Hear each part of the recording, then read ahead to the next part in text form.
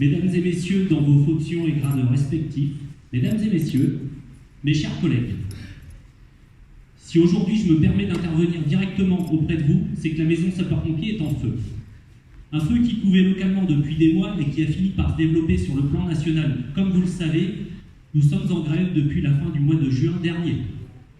Nos revendications nationales portent sur nos conditions de départ en retraite, sur la revalorisation de notre prime de feu et de la reconnaissance de notre métier comme profession à risque, sur un retour à nos missions premières et un besoin urgent de recrutement de sapeurs-pompiers professionnels. Depuis des années, et plus particulièrement depuis fin 2018, nous alertons nos élus locaux sur l'allongement des délais dans la distribution des secours. Distribution des secours qui est de la responsabilité des maires selon l'article L2212-2 du CGCT. Vous êtes le premier échelon de la réponse de sécurité civile. À ce titre, vous êtes dans la limite territoriale de votre commune, le DOS, directeur des opérations de secours, prérogative qui est venue confirmer la loi du 13 août 2004 de modernisation de la sécurité civile. Depuis décembre 2018, nous vous alertons sur les engins de secours parcourant plus de 30 km pour intervenir sur des feux de maison, des accidents routiers ou domestiques en premier appel, ce qui veut dire qu'il n'y avait aucun autre secours disponible à proximité, ce qui veut dire que nous avons démuni les secteurs d'où venaient ces engins. Nous n'avons eu aucun retour sur ces écrits. Malgré nos multiples interpellations à ce sujet, le débat ne s'est pas créé au sein du SDIS 37 pour tenter de trouver des réponses aux difficultés rencontrées. Quelles sont les difficultés ?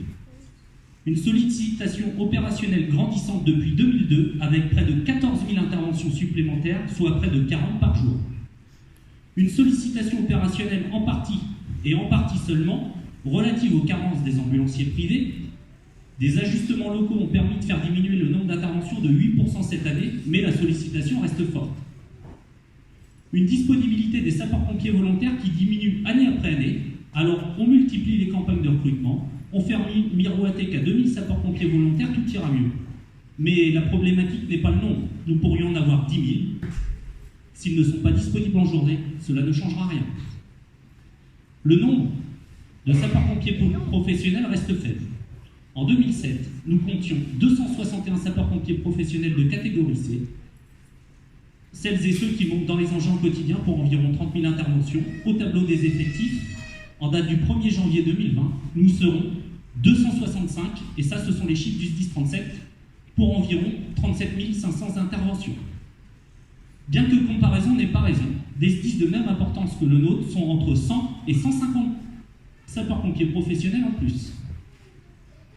La répartition géographique des sapeurs-pompiers professionnels est inadaptée aux besoins de la ruralité. Notre SDIS fonctionne sur un modèle dépassé, âgé d'au moins 40 ans, avec des sapeurs-pompiers professionnels répartis sur les 3 centres de secours principaux de la métropole, Nord, Centre et Sud, et les 3 centres de secours principaux d'Amboise, Chinon et Loches. Ces centres doivent rester des centres supports en moyens humains, matériels et logistiques, mais des centres en ruralité doivent être dotés de sapeurs-pompiers professionnels de garde en journée, afin de répondre aux besoins en matière d'encadrement opérationnel et de spécialité, notamment des conducteurs poids lourds. Ce sont souvent l'absence de ces moyens humains qui ne permettent pas aux engins de partir. Il est urgent de donner aux SDIS 37 les moyens financiers à la hauteur des enjeux à défendre. La population métropolitaine toujours plus importante, la population rurale se développant régulièrement, la population touristique grandissante, les risques naturels, donc inondations avec la présence de nombreux cours d'eau dont la Loire représentant un risque majeur, les feux de forêt dont on a vu cet été la violence dans notre région, les risques technologiques, l'Indre-et-Loire en compte de nombreux. N'attendons pas un Protex bis ou un nouveau Lubrizol pour s'équiper comme il se doit. C'est à vous de déterminer où doit se placer le curseur du niveau de la qualité de la réponse de sécurité civile, mais basez-vous sur ce que nous vivons au quotidien. Je me permettrai de rappeler quelques chiffres issus notamment du SDIS 37, tableau des effectifs présenté au dernier comité technique, et de la Cour régionale des comptes, rapport de 2012. En 2007, comme je le disais tout à l'heure, on a 261 sapeurs-pompiers professionnels non officiers pour 30 000 interventions. En 2020, donc, suite au comité technique de jeudi dernier, le tableau des effectifs budgétaires pourvus est à 265 sapeurs-pompiers professionnels au 1er janvier pour 37 500 interventions. Ce qui veut dire qu'en termes de création de postes sur les non-officiers, ça fait plus qu'à 12 ans. En 2012, la Cour régionale des comptes précisait, s'agissant des sapeurs-pompiers professionnels, l'Indre-et-Loire, avec un nombre de sapeurs-pompiers professionnels de 54 pour 100 000 habitants, se situe à un niveau inférieur à la moyenne des départements de sa catégorie, qui disposent d'un nombre moyen de sapeurs-pompiers professionnels pour 100 000 habitants de 64. Il en résulte que, selon les critères de la Direction de la Défense et de la Sécurité civile, en Indre-et-Loire, les taux de présence des sapeurs-pompiers auprès de la population se situent à un niveau inférieur à la moyenne des départements de sa catégorie. Nous sommes un peu plus de 606 000 habitants en Indre-et-Loire en 2016. La croissance est plutôt à la hausse selon les estimations de l'INSEE qui prévoit un chiffre autour de 608 000 en 2019. Nous sommes donc à un déficit d'environ 60 sapeurs-pompiers professionnels, ce qui correspond approximativement aux 40 créations de postes demandées depuis pratiquement 2 ans, et à l'intégration des opérateurs de la salle opérationnelle sous le statut de sapeurs-pompiers professionnels, au nombre de 20 à ce jour. Alors, mesdames et messieurs les élus, qu'est-ce que la population et les sapeurs-pompiers attendent de vous?